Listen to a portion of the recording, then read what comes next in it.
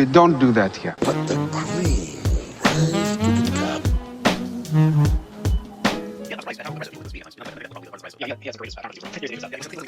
Look us up on Patreon if you want to hear the uncut, uncensored versions. All right. Ready to roll. How if you guys were to share the title of the show, do you say effing or fucking? It depends on the audience. Yeah. Yeah, I say It kind of depends on who. I've had that problem as well. That it kind of made me reconsider the name at one point, but we're rolling with it. Ultimate effing casual. Are we fucking or are we not? Who knows? That's entirely up to you. Oh man, it has been some wild times in the combat sports world. Nathan, Isaac, how are we doing this fine Sunday? I'm doing all right, man. Got to witness some really good fights, in recent, this past week. So I'm doing all right. Yeah, I'm doing well as well. Recovering from a heavy night of drinking. I was wondering, you sounded a little off. Good. I may not sound it, but I'm fired up to talk about some combat sports. Not a lot on the news front or boxing front right now. Yes, the Better Be of Beevil, we'll get to that probably the next time we get together, so stand by and we'll have you covered. But starting off on recaps Friday, October 4th. I'm going to be totally upfront. I've only seen 2 fights on this card. This was one fight night 25. It was in Bangkok at the Lumpini Stadium, as one cards tend to be. The main event, Rehian Yursel, UD over Alexis Nicholas to reclaim the lightweight kickboxing title. Technical kickboxing, if that's your thing, this fight is for you. A little bit over my head on what was going on, but still moderately entertaining for a fight fan sicko like me. If brutality is your flavor, John Lineker KO won over Alexei Baliko. It was just rough. It was rough for Alexei the whole 3 minutes. Yeah, that one I did see. Yeah. Lineker is like a steamroller. He's like Nick Ball of Muay Thai and MMA. Yeah, that's actually that's a good comparison. Actually, yeah, just in your face. In little meatball that will not let you get away from him. This is one of those situations where the 3 knockdown rule is in effect. ONE FC uses it. So there were 2 knockdowns, and then there was a worry for Alexei, like if I get knocked down a 3rd time, I lose, regardless of how the knockdown is.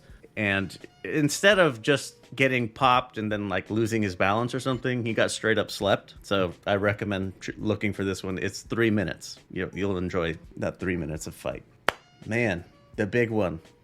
Saturday, October 5th, Salt Lake City at the Delta Center. UFC 307. There's a lot to talk about that I wasn't too certain about on the early prelims and the prelims. A lot of questionable judging, I think, is a overarching theme of the entire card. The choice for it to be hosted in Salt Lake City is poignant, considering the aftermath of a lot of these fights. Lots of salt from the fan base over a lot of these issues. Some of the reffing as well, I gotta say, was peculiar. So let's start from the bottom up we're going like from the entire thing. Cesar Almeida, UD over Ihor Potieria.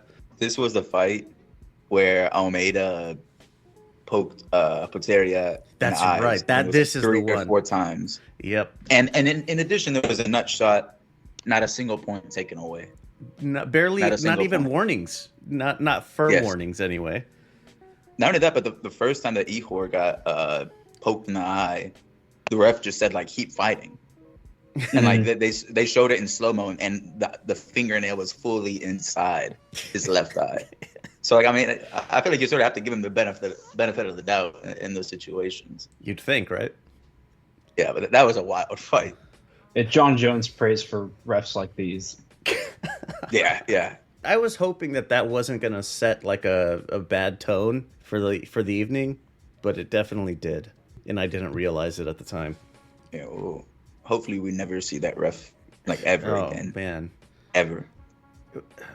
he was the one that was constantly giving them like the more fighting action, do something in this hold position.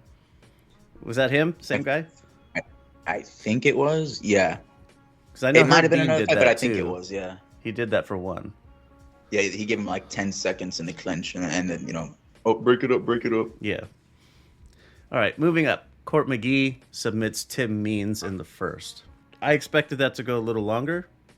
I don't know, thinking Tim Means is one of those rugged veteran types. Yeah, this is a fight of the journeyman. That's what this was.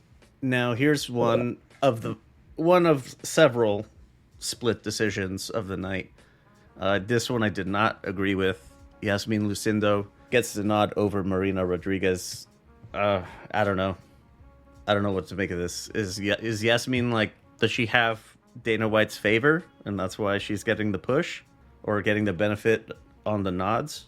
I don't know. I mean, I know she's like one of the young talents they have, so they might be trying to develop her. But yeah, this was Marina Rodriguez did well too. Just unfortunate judging on the wrong side of a split decision. Ryan Spann submits OSP. This, I'm not sure what to make of this one either, because they both seem journeyman-ish, or perennial contender-ish. Spann's been in that. He's been trying to be on the cusp of an actual contender, but he keeps getting to that point, and then he loses a couple times, and then he wins a couple times, and he loses a couple times, sort of thing. Oh, yeah, we were talking about this last week, how, or our last session, how this was the loser leaves town type of fight, and I'm pretty sure OSP actually got cut. I'm not sure Ryan Stan. I haven't heard anything if he's been re-signed or not, but I mean, it was a good performance. I mean, they gave him performance of the night, so I feel like there might be sort of inclined to give him another contract. Even so, though, he's 41. I mean, he is so, that's such a long career, especially in MMA. Wait, Ryan Spann is 41? Oh, I thought you were talking about OSP. Oh, no, I was talking about Ryan Spann. Oh, OSP got cut, but Ryan Spann. Oh, he was. His contract, okay. I thought his contract is up. Yeah. Oh, okay. Gotcha. So I'm assuming they're going to re-sign Ryan Spann, but we'll see. Tough break, OSP. PFL's looking for people, I hear. So there's that, if you want to continue. That was the last one of the early prelims, if I have my running order correct. In the prelims, Tesha Pennington, UD over Carla Esparza. I'm trying to recall if this was another shaky one. I don't know. Yeah. Something about it feels off. Yeah, a few people had it for Esparza. They had her winning. I don't remember exactly what rounds she won. I also had her winning. But it was a close fight, and I mean, this was her retirement fight. Sort of unlucky because there's arguments that she could have won, and obviously retiring with a win is much better than retiring with a loss. But it was all right. Alexander Hernandez split decision over Austin Hubbard. Alex came in on short notice, didn't he? Replace somebody, previous opponent for Austin Hubbard. Yeah, I forgot who the other guy was. I wonder how much that contributed to the win. Just having a element of surprise plus the altitude might have been in a bit of trouble. Yeah, Hubbard did it all right in the third round, but Hernandez just sort of controlled the first two rounds really well, in my opinion, at least. But yeah, I mean, it's that Utah elevation. We saw a few people gas. Man, speaking of 40-year-olds, is this a good time to start playing taps for Stephen Thompson? Because Wonder Boy was fucking out of wonder in this one. My boy got done dirty, man. He was winning the fight, but he got caught. Mm-hmm. Yes, by a massive hook. This was the first time in this card I felt sad, and it sort of set a tone and got me really worried for the main event. But it was just unfortunate. I mean, Buckety landed a bomb on Wonder Boy, and it landed flush. There was nothing Wonder Boy could do. He was badly hurt. I don't know if he should be cut though. He still looked good. Yes. He probably shouldn't be cut, but he should consider retirement just on his own terms, just because of his age and his fighting style is what it is. He's great, if he can get the right kind of opponent in front of him, but the older he gets, the slower his reaction time is going to be, the greater the chance it's going to happen again. And he's had a great career. He's had a lot of really good wins, but he's probably never going to sniff a title shot. Especially now. We already knew that beforehand. Yeah. But retiring on his own terms, that seems like a good idea. You don't want to become the nail to get thumped by the next upcoming hammer. You know what I mean? Yeah, the stepping stone. Or end up at a crossroads fight like OSP and Span, and then like no one wins this fight. Like one fighter delays the inevitable, and the other guy just gets cut. Yep. And this was his second loss by KO too, so I don't know, man. Each KO loss, it starts to decline. There's only so many you can take. So I don't know. Maybe, hopefully, if he does fight, hopefully we can see him retire on a win. Where does Buckley go from here? Because it seems like if the rest of the division is going to be built, if the fighters are going to be physically built more like Thompson, then it seems like Joaquin Buckley is going to be in a consistent position of always being just a few inches shy of, like he swings and misses because his arms aren't long enough. And it's difficult for him to break distance because the other people's legs are longer. And yes, he has like sick power, yeah, and he moves like vintage Mike Tyson in the way that he sets up his bombs, but there's how many times can you catch lightning in a bottle? Mm-hmm. I don't know how much he can do that. Let's see. He's in 9th right now in the ranking. He did call out Usman, but I don't think that's happening. Seemed like a weak call out, in my opinion. Yeah, it's not as bad as Conor McGregor, but yeah. I don't know. I'm looking at the rankings right now. Maybe a Gilbert Burns, Ian Machado, Gary, JDM. I've heard rumors that Gary is matched up against Sean Brady for December. It's nothing confirmed yet, but all right. I would also take Buckley versus Gary as well. JDM would be a good one. I feel like that's going to play out similarly to this, though, with JDM like using his leg skills to keep Buckley at bay. Yeah, and JDM can crack too. Yeah. So Buckley's like trading style might not be the best against JDM. And if he tries to shoot on JDM, he has good takedown defense as well. Yeah, it would be a great fight. Like that would be a good matchup if they did it. So I don't think anyone would complain about that fight. He said, who was it saying? I think it was Buckley himself saying that his next call out was going to be a former champion, and then he's going to, if he beats that person, then he calls out the champion themselves. And I don't know. I get it, but I don't know. I feel like beating other like higher ranked contenders is a better move. Yeah, and I don't think the 11th ranked fighter has that much power to call anyone out, honestly. Right. You're sort of at the whim of the promotion. Yeah, they'll match him up with someone probably in the top 10, but he's like more than 2 fights away from even sniffing a title shot, though. Unless like there's injuries galore in welterweight. Well, Joaquin Buckley. It's fun knockout. Can't deny it. You know what wasn't a fun knockout? Roman Dolidze. I don't know what kind of corner stoppage, I guess. Kevin Holland gets pulled out by his corner after cracking a rib, dislocating a rib or something. It looked pretty rough on the replay. I didn't see it at first. I was curious what was happening. Yeah. Some kind of nondescript rib injury. Yeah. Is this Kevin Holland is also pretty storied in his career. I don't know. Is this one of those things that just starts happening more and more with age, or? It doesn't help that he keeps going up and fighting at middleweight. And it's like he's just dealing with guys that are way, way bigger than him physically. And that's just going to increase your risk of like flukes like this happening, because you're trying to grapple with someone who is a solid 20 pounds heavier than you potentially, you know? Yeah. So Yeah. He's too much of a company man, I think. Like, I think he just takes whatever fights they throw at him, and like, I don't know, he just doesn't seem as focused on his career as he is like helping the UFC with matchmaking. So I mean, if that's the way he wants to go, I mean, I'm sure they pay him quite well, and he fights pretty often.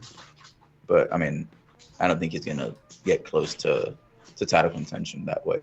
Definitely not.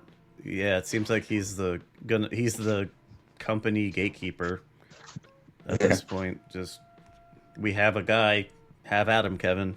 I don't know, man. That type of fluke injury, or I don't think Roman did something to cause it. I don't know. Kevin Holland is not long for the sport, I think. These kinds of situations are going to happen more, and they're going to be worse as they continue happening. Yeah, I feel like he's going to end up like sort of, maybe not quite to this extent, but sort of the same role like Cowboy Cerrone, where like, I mean, the fans like Kevin Holland. I mean, that's not his issue, but he just can't ever get to the top. And I mean, there's a lot of losses in a lot of weird ways. I mean, I don't know. He's sort of a weird character in the UFC. Korean Zombie retired because he was going in this direction. I don't know what the difference between the two is. Holland wants to get paid more, and Zombie wanted his pride. Well, Holland has also not been brutally knocked out multiple times in a row. All right. That was sort of the end of Korean Zombie's career, was that he was getting ragdolled. All right. Because he got really beat up in the Volk fight, and then he got knocked out cold in the Max Holloway fight, and there was another one before that where it was really bad. Whereas Holland is still... Yeah, I was going to say he's been knocked out by Yair Rodriguez as well, by like a really nasty elbow.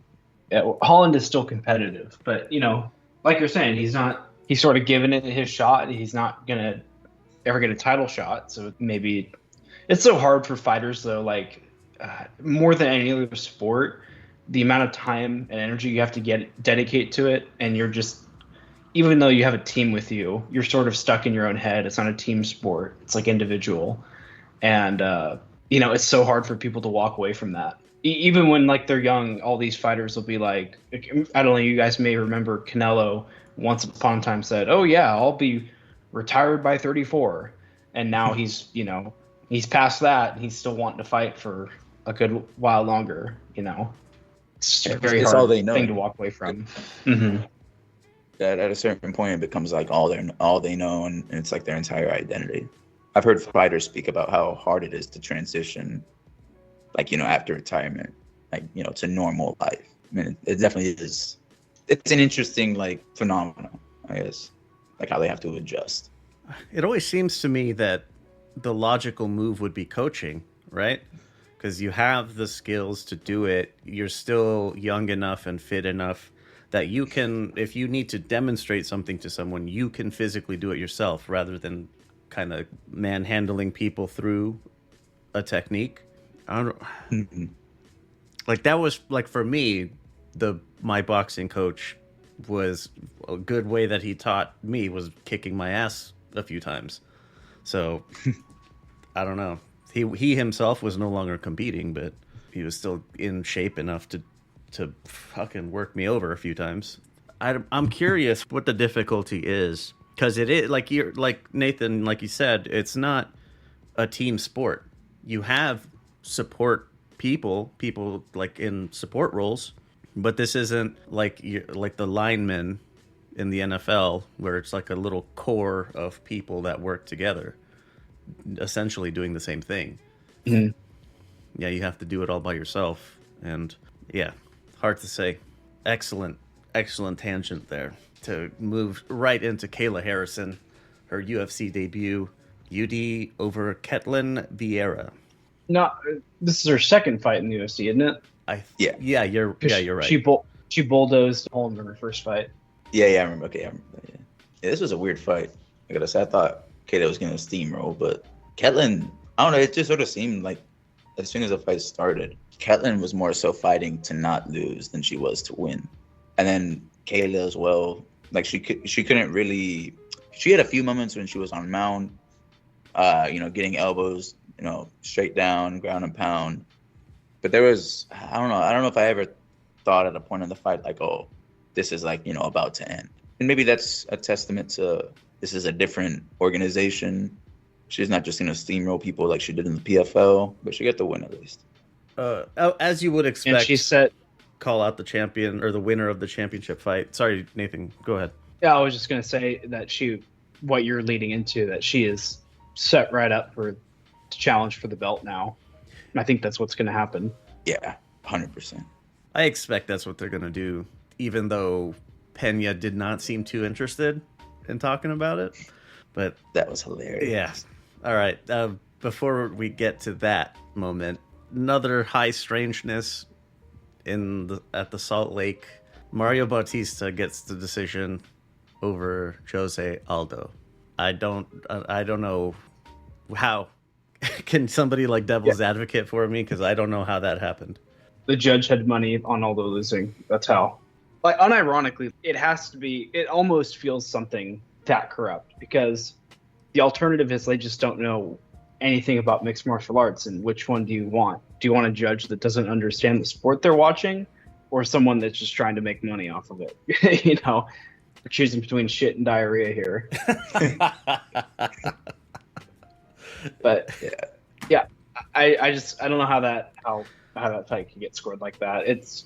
I've seen a lot of MMA fans, or just the community at large, calling it one of the biggest robberies of all time, and I find it hard to disagree with that. It's certainly up there.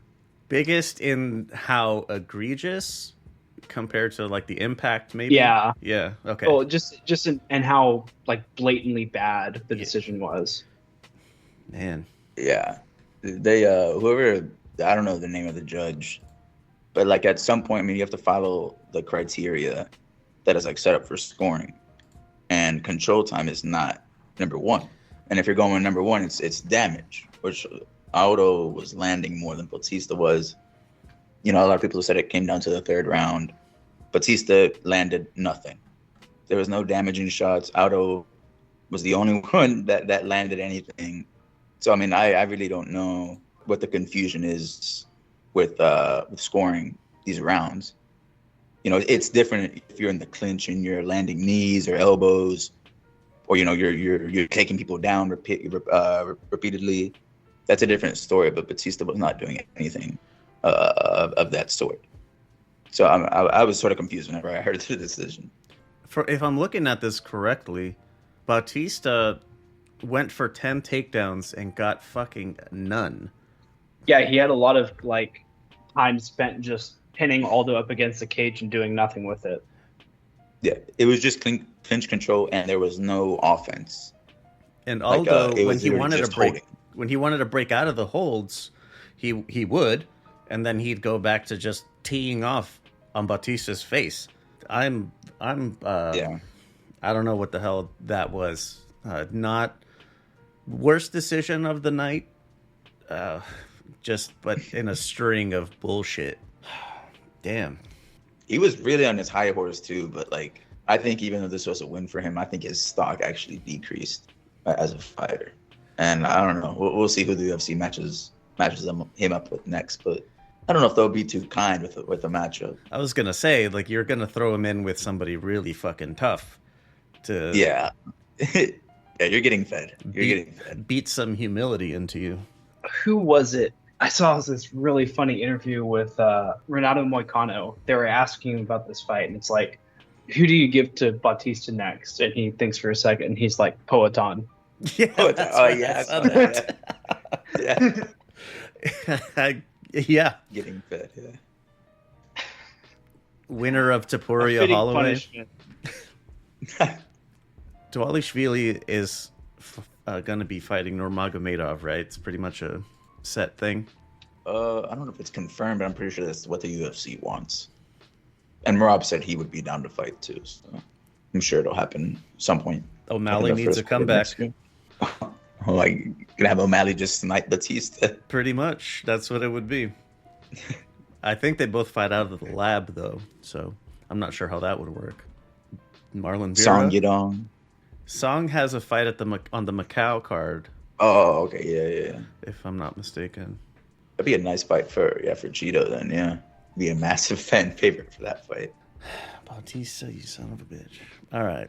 Juliana Pena, split decision over Raquel Pennington. Is this another questionable decision? Because I felt like Raquel was doing pretty solid work with the hands. Yeah. I thought Raquel Pennington won 3 rounds to 2. Yeah. God, Utah, what the hell's the matter with you? What are you doing? Yeah, Pena didn't really do much outside of her takedowns. She did land a few strikes. It's not like she got battered the entire time, but the last 2 rounds of the fight, Raquel Pennington just teed off on Pena. Same judges as Bautista. Has to be. Because what? You're enjoying somebody just pinning them on the cage or laying on top of them? Come on. Yeah, I mean, if it's about damage, Pennington hurt Pena way more. For sure. Than Pena hurt Pennington. So, I mean, she got a raw deal. Pennington kept her chin up high. I mean, unfortunate, but I mean, I think the UFC is not going to do a rematch. They're just going to go straight into the Kayla Harrison fight, and I'm sure they're sort of happy in a way, just because Pena Harrison will probably sell more than Pennington versus Harrison will. Hopefully, Kayla can win that fight though. I remember in the post-fight interviews, Pena was talking about how she was glad that they settled the beef. But then when they interviewed Pennington, she was like, yeah, congratulations to her. Now you can all listen to her run her mouth as much as she does. Didn't sound like the beef was actually squashed. Yeah, it did not sound like they settled anything. I think that Raquel is more sour than she's letting on. And, don't blame her one bit. I don't know what the deal is. I don't know what it was, but she looked a little soft. What do you mean, like soft? In the middle. Her core wasn't, it wasn't as tight. It's a little pudgy. Yeah, she had a little bit of extra going on. Oh, I see what you mean. Yeah. Yeah, I mean, well, Pena says that Pennington, drinks a lot, so I mean, maybe. Well, definitely going to be drinking more after that bullshit. All right, Harrison Pena. It seems like only one side wants to make that. Pena called out, who was it? Amanda Nunes. That's right. Come out of retirement. You want to call out a retired fighter instead of the very clear top challenger.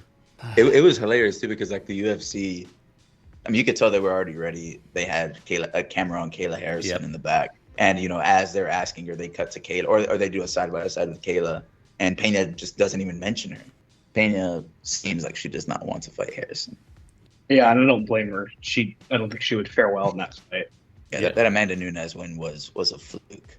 So, I mean, I don't know. I think Harrison would probably steamroll, if not by submission or finish, or if not by submission, then definitely by a unanimous decision or something. Based on their performances that night, yeah, 7 days a week, I'm taking Kayla Harrison, and it wouldn't be pretty. It wouldn't even be close. What Pena turned in versus Pennington is any measurement. Yeah, it wouldn't be pretty. Yeah, I mean, because then if Harrison wins as well, then that's when the UFC can start sort of considering, let's bring back Amanda Nunes, potentially for a 1-fight deal. I mean, because that would be a massive fight, Nunes versus Harrison. Let's do a crossover with Cyborg. Cyborg, yeah. Yeah, we'll see. There's no one else here for Harrison or Pena to fight. I don't think anyway. With the French that chick. Division is sort of light. What's Ronda Rousey doing? Ronda Rousey. No, she doesn't deserve a fight. Yeah. Look us up on Patreon if you want to hear the uncut, uncensored versions. Man, anything more for Pennington? All right. Once again, I'm going to cue up the Poetan entrance music because that was just really fucking cool. Man, what a display of courage and brutality. Khalil Roundtree gets stopped in the 4th. I would say that he was pretty competitive in the first 2. Yeah, absolutely. arguably could have given him the first. Is that a stretch? No, I think that's fair. he definitely could get it because he scored a knockdown. Yeah, right. So he has it in him to be more than, number 8. Like, I'm trying to look at who else before we talk about Poaton's performance. Roundtree, there's a lot of solid names for him moving up. I'm eager to see more of him. I had seen him fight like a handful of times, but now it's one of those, like, I'm going to be definitely paying attention every time he comes up. Who got done worse, Benoit or Khalil? I feel like it was sort of over for BSD in one round. Yes, true. So I feel like, I mean, I don't know. BSD looked like he was in a car wreck after like 5 minutes. I think I'd go BSD, but that's not to say that like Roundtree was good in any way. Like good in any way in terms of like damage. Right. That's what I meant more, like who looked worse at the end of it. I think BSD did. I mean, he looked like broken, whereas Khalil, at least, he looked like he went out on a shield. But I mean, he paid for his bravado for sure. His eye, man, the eyelid, the nose during the interview as well. Yeah. Oh, that blood gushing out of his nose in the middle of the interview. Yeah, that was rough. And he's all like, "Oh shit, sorry." It's like, bro, you don't have nothing to apologize for. Yeah. If anyone's earned a little blood, it's you for sure. Yeah. Yeah, I thought at the start of this fight that it wouldn't be competitive at all, just because like Roundtree looked terrified during the stare down. Oh, but he did. As soon as the fight started, that fear was gone, and he was like, "All right, here we go. We're fighting now." And he did way better than. Yeah, absolutely, he locked in. Yeah, kind of go on autopilot, let the training take over. Kind of takes you out of the circumstance a little bit. Yeah, I gotta say as well, after the first round, I was like actually genuinely worried. Yes, for Poitin because Roundtree looked really good. Like his blitzes, like coming inside, and his speed. I mean, it was fast as hell, and you could tell that the power.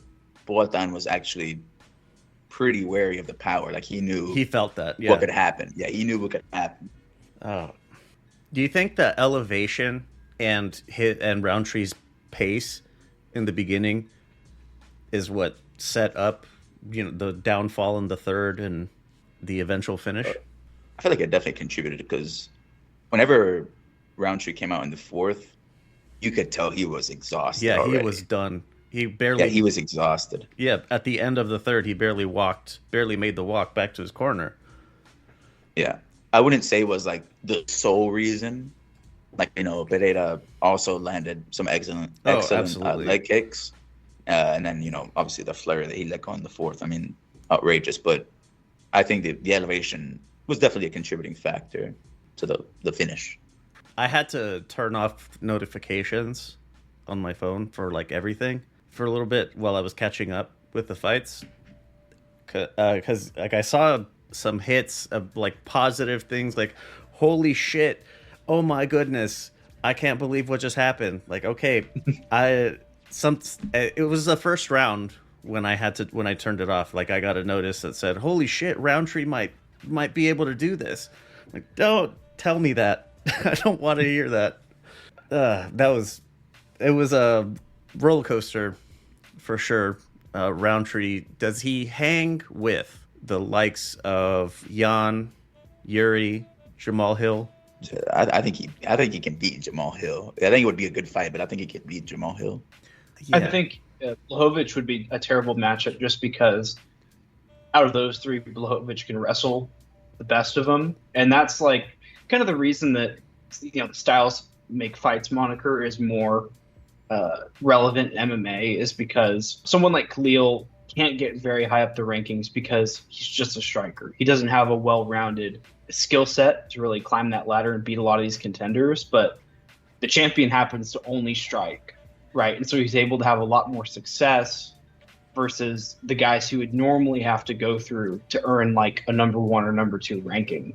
So against someone like Prohaska, who's like just a very wild striker in his own right, I would really rate his chances. But if he fought someone like Blachowicz or Ankalaev, he'd get washed.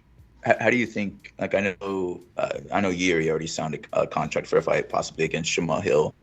But just as a hypothetical, how do you think Yuri would do against Khalil?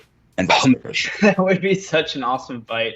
I don't know, man. That's like who lands the big strike first, right? I would lean maybe more towards Khalil, just because he's technically more sound, and part of Yuri's game plan is just eating punches before he lands his big punch. And I don't think he could do that too many times against Khalil. Yeah. So I would probably lean that way, but like we say that about Yuri all the time, and he still like wins anyway. So I mean that would be a very, very like the fans win type of fight. Oh yeah. I feel like matchmakers can have a lot of fun with Khalil. Like, he's gonna be one of those guys that, I mean, he'll hang around, I think, for a decent bit. He gained a lot of stock here too, with his his grit. Massive. I was thinking like with Yuri that Khalil is he's a heavy striker as well. Like Alex is a kickboxer, Khalil is a Muay Thai fighter. So Yuri, could that go the same way, or at least in a pretty? I feel like Nathan, like it would be a similar direction, right? Where with Khalil's better, more technically sound striking being the deciding factor. Yeah, I think I would probably lean that way as well. Yeah, I would lean Khalil to win that fight, just because Yuri defends with his forehead at times, and I don't know if you can do that against Khalil. What's Johnny Walker doing? No, Man, you want Johnny Walker? You hate that guy or something? Yeah. No, I love him. Persistent knockout after persistent knockout. Yep. His knockouts are always bad as well. It's never just like, he got knocked down, but, and ate a few too many shots. But yeah, it's always he got knocked out cold and almost comedic way. He's the wacky arm inflatable tube man. My guy. That's what he looks like when he goes down. I forget which one of you sent it. Is that in our chat of Johnny Walker getting KO'd by like some professional or amateur boxer while wearing headgear? I don't think that was me. All right, it might have been in like the normal like the server chat, but that was circulating these past few weeks. And man, it's I don't know what it is, man. Johnny Walker, it's almost like he's destined to get knocked out, but somehow he has a knockout against Khalil Roundtree. So I don't know. Alex Pereira, greatest of all time? Question mark. The best ever? Question mark. He probably is one more fight away from like firmly being second greatest at light heavyweight. Behind as far Jones? as the good conversation, yeah, I would say that. Or he could be maybe on the, depending on who he fights next, right? If he beats Ankalaev, right, you could maybe pull him even with Jones's. I mean, I don't know if I even didn't say that. He would still be second. Yeah, I think he's definitely entered the conversation because he's got the best chance to become a triple weight champ, right? Like if he goes up to heavyweight and he does it, then like instantly he jumps a lot of people in the all-time list. That would change things like drastically. We're talking about him potentially being one of the best MMA fighters of all time at that point. Is he in the top 10 for that conversation? Like all-time, all divisions? I mean, double champ definitely helps, but it's not as rare as it used to be. I would probably say, yeah, there's like 9 double champs in history. Yeah, I don't know if you can put him in top 10 yet.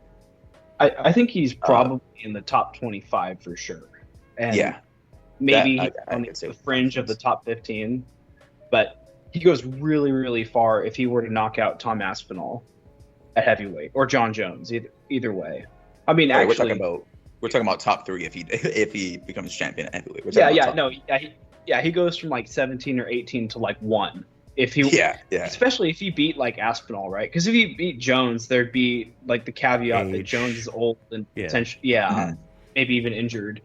But if he were to beat a prime Tom Aspinall, that's mowing down everyone else at heavyweight, that might be the greatest pound for pound win of all time. Now, I think one thing you could say about Alex is that he's one of the more unique fighters in UFC history. Just for like how he entered the UFC, how quickly he's gotten first to middleweight champion, then to double champion, and then he's starting to rack up these defenses. He's pretty unique as a fighter, and the UFC would be having a tragic year this year if it was not for him. I feel like he's definitely one of the more unique fighters in history. And just, man, he really does hit different. I forget his name, the referee Mark Goddard, the one who refereed their fight. He said after the fight, he went up to Joe Rogan and said, he had been a ref for MMA fights for 20 years, and he had like never heard the sounds, like these impact sounds from another, fighter ever before. That like when Alex makes contact with someone, it's a different type of punch. Like he had never seen it before. So I mean, Alex is definitely one of the more unique ones. I don't know if you could say the best yet, but if he beats Ankalaev, I think he solidifies himself as number 2 at light heavyweight behind Jones. Yeah. I think that you can't really argue after that. And I mean, he's probably ranked number 2 in pound for pound list at the moment. I would assume at least. Yeah, he's number 2. Islam is first. Yeah, I mean, he's had an exceptional career already. Like he could retire tomorrow, and it's already been an exceptional career. An all-time great level. Mm-hmm. No one would ever forget him. Definitely, like first ballot Hall of Fame. So Ankalaev has to be next, right? There's really nothing else. Well, let's see. Ankalaev is fighting Rakic. That's not like yes. That's not. We can't forget that. Rakic could win. That would actually be hilarious. From the standpoint of how long Ankalaev has been chasing this title shot. But yeah, if Ankalaev wins, I feel like it's undoubtedly Alex. Probably. You could go as far as to say the winner of this fight. Yeah, Ankalaev Rakic. Rakic wins. They would make that in a heartbeat. I do hope that Ankalaev wins just because I want to see if his wrestling has meaningfully improved. Because that's going to tell me whether or not he really has a shot against Tom Aspinall, which I think is the thing we're all really interested to find out. Mm-hmm. But that even assumes that Ankalaev would even wrestle. Like he's giving we've seen the interviews where he's like, "Oh, I would stand with Pereira." No, you didn't. And if you did, you'd be like negative fight IQ if you did that. Yeah. Yeah, it's like throwing away your best chance to win. Yeah. I mean, even Aspinall said that he would shoot immediately against Alex. Why the fuck would he stand up against him? That's ridiculous. He's not going to play around with that power. Yeah. And that's not being scared. That's being smart. Yeah. You take away your opponent's best advantages. Why would you let him stand up and throw at you? That's just the dumbest fucking thing I've ever heard. Where he's most comfortable. Yeah. Although we'll say if Alex, that fight gets made, I mean, I think Alex will probably rest for a good bit, and maybe March or April we'll see potentially an Ankalaev matchup. If Alex beats Ankalaev, what is even left for him at light heavyweight? You could say Rakic because he hasn't fought him, or the dude that just came into the dude just coming into UFC. The kickboxing the guy who beat him last. Yeah, I have that. We'll be talking about that the next time because I did scout that one. Yeah. So I mean, the other thing that you could do with him is, let's say he goes and beats Ankalaev, and they don't want to do the heavyweight fight just yet. They probably would have Adesanya come up to light heavyweight, and they would do the UFC trilogy. I think that's what would happen. I think Adesanya would die. Yeah, I feel like even Adesanya said he's done with Alex. Like that he's not moving. Oh, up. I mean, really? He had his Marquez moment against Pacquiao. He got the lights out. Yeah. What more do you want? I mean, I'm sure if they write him a blank check, he might consider it, but so, like as of right now, Izzy said he's done, and that he's not going to move up again. So I mean, if that fight was to happen, it would have to happen back at middleweight. Oh, actually, that reminded me. I mean, if Dricus wins against Strickland, then I mean, you have another fight for Alex, you know, and potentially Dricus moving up to light heavyweight to challenge Alex, which that would be a pretty fun fight too. Would it be? I don't know if I rate Duplessis' chances. Yeah, I don't really know. well. That's what I said against Izzy. That's what I said against Izzy, but somehow like Dricus always finds a way somehow. Well, Dricus can also grapple though, and so if Herrera had, I mean, we're hoping that Glover Teixeira being Alex's primary coach means that he is doing a lot of wrestling training. But if that isn't the case, then Dricus would have a chance just based off of how freakishly strong he is in the ground. But yeah, I mean, still some fights left for Alex. I mean, I feel like the UFC, especially if Alex manages to beat Ankalaev, the UFC has to give him a shot at heavyweight.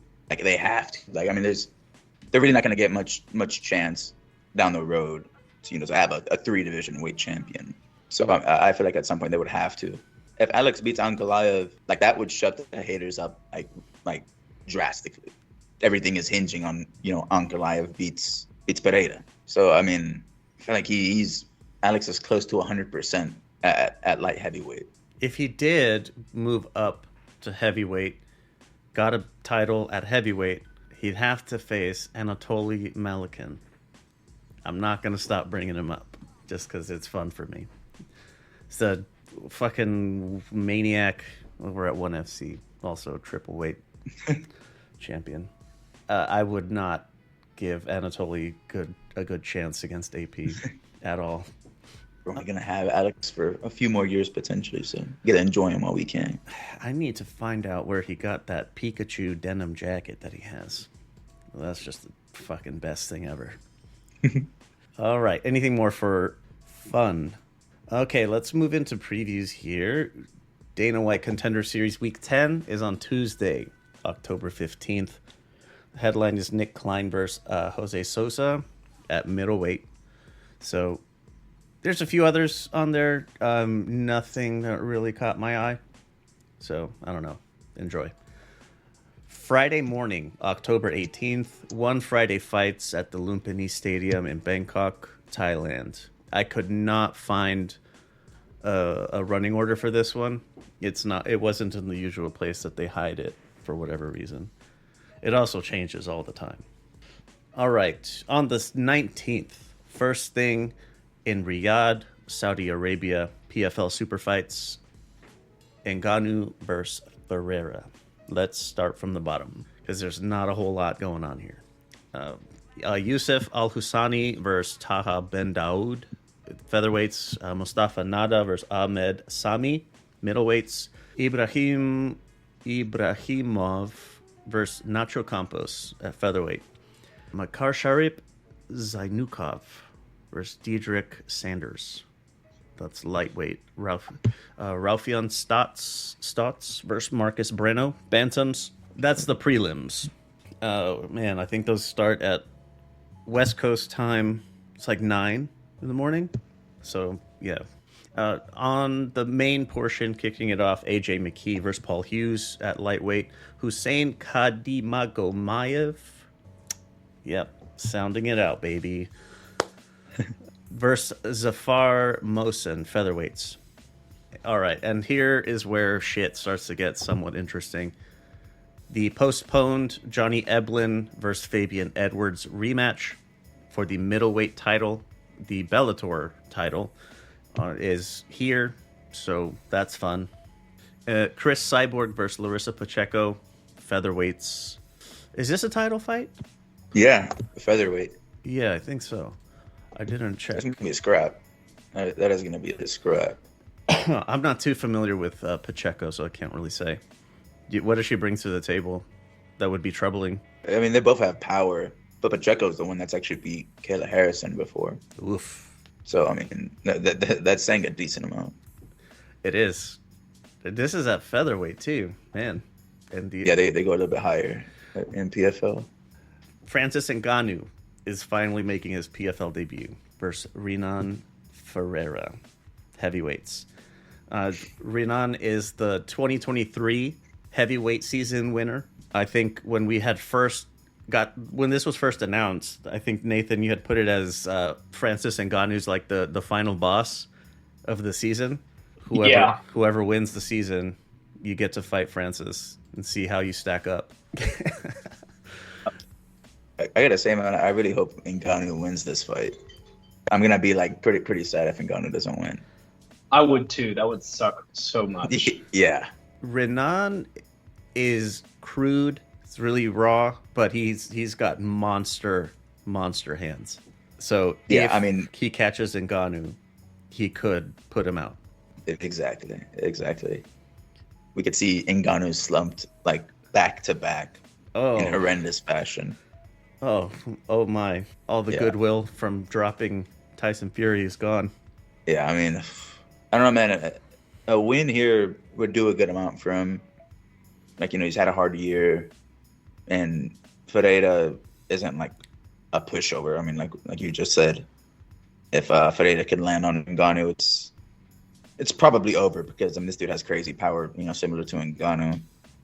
And if Ngannou wins here, I feel like that could, while the next season rotates or something like that, maybe Ngannou could do another boxing fight or something like that. I don't know. Maybe he's managing the PFL Africa organization, so he could do that. He's in that too. But I mean, I don't know if he's quite done with boxing. I mean, I would be hesitant to see this. There's talk of him fighting Deontay Wilder. That's exactly what I was gonna say. Yeah, Wilder is beyond washed. I couldn't handle seeing Wilder lose to an MMA fighter. That would just be bad. No disrespect to Ngannou, but as great as Wilder was once regarded, in spite of all his deficiencies, I don't want to see that. I don't either. I feel like they would do it though, and I mean Wilder, that'd be a big money fight for him too. So I don't know. Hopefully not, but we'll see what the Saudis do. They would throw enough money at them that they would do it. Mm-hmm. I do not want to see Wilder and Ngannou. I think the finals for the 2024 season are next month. I know for sure they are for the Middle East, North Africa. Oh man, but there you go. That's the PFL Super Fights. Moving on to UFC Fight Night. This one's at the Apex. We're gonna start from the bottom. Stop me if you need to. Austin Lane versus Robelis de Spain. This is the Cuban heavyweight. It's like a Ngannou 2.0. Melissa Martinez versus Alice Ardelean. Jessica Penn versus Elise Reed. Those are both strawweight fights. Jocelyn Edwards versus Tamir Vidal, bantam. Brad Katona versus Jean Matsumoto, bantams. Mateus Nicolau versus Asu Almabayev, flyweights. Don't recognize any of those people except Despain. I only know so far of fighters that I've actually seen a few times. I only know Brad Katona and Nicolau. Oh, I know the name Nicolau. Yes, I can't remember who he is though. All right, in the main portion, Darren Elkins versus Daniel Pineda, feathers. Brady Highstand, fuck it. Versus Jake Hadley, bantams. Charles Johnson versus Sumu Diergi. Yeah, I don't know. He's Chinese. Charles Johnson, he's like 5'10" or 5'11", fighting at flyweight. It's pretty ridiculous. Damn. Yeah. Lindor-esque. Rob Font versus Kyler Phillips, bantamweights. That's a great fight, by the way. I know Rob Font. Yeah. I don't know Kyler Phillips. I've been really high on Kyler Phillips. It's been a good. I don't know exactly how many fights I've seen from him, but I've been really high on him for quite some time. His nickname is the Matrix, and man, I'm telling you, he's got some real. His arsenal is pretty vast in what he can do, and he's just super athletic. But Rob Font, man, he's a veteran. Probably one of the better jabs in this division. Yeah, it's gonna be a scrap. You're hoping Kyler Phillips gets the win, though. Anthony Hernandez versus Michel Pereira, middleweights. That's the headline. Yeah, the co-main and the main are I'd almost say those are the only fights to watch on this card. Michel Pereira main event though is nothing to complain about though. That's gonna be fun. Oh yeah. And Anthony Hernandez, he's coming off a good win against that Russian dude, Kopylov. I mean, he's got some momentum behind him. He went viral, I think, during his last fight because as he was locking in the choke, he knew he had it and started like smiling. This should be a good fight. I mean, I've never seen a bad Michel Pereira fight. So I mean, we'll see. Should be fun. If nothing else, Charles Johnson versus Sumude is a great freak show. But there you go. That's all the previews that we got going on. It's not a light weekend. It's not a light week, actually. There's some solid fights all throughout. I'm sure there's like some fucking Cage Warriors or Invicta if you want to dip your toes into that. But I don't know where to watch them. Cage Warriors is on Fight Pass, but whatever. That's it. I'm going to do this. Thanks for listening to this episode of The Boxing B-Sides, a Lux Media production. If you'd like to give your thoughts or you're dying to tell me how much of a casual you think I am, you can text our anonymous line at 833-589-7637. If you want to stand on business, call and leave a voice message. And if you're entertaining enough, you might make the final cut of the show. 833-LUX-PODS. Can't go wrong. If you prefer to hit us up on social media, the account name is LVX Media Net.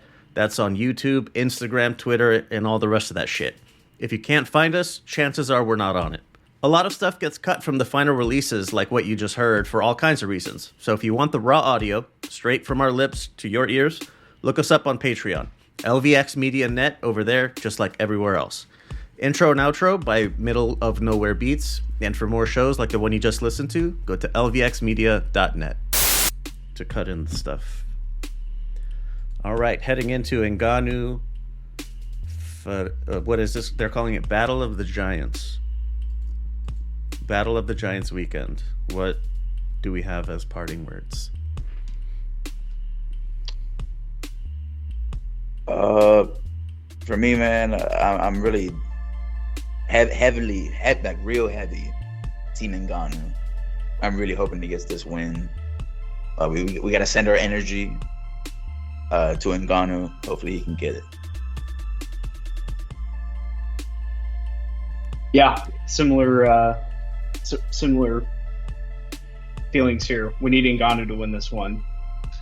It's a feel-good story just for all the stuff he's been through, and it would be nice to see a boxer or an MMA fighter turned boxer turn back to MMA and not be totally washed, because that's kind of what we've seen with Conor. And it would be nice if he could just go back to doing what he was elite at and still be elite at it. Yeah.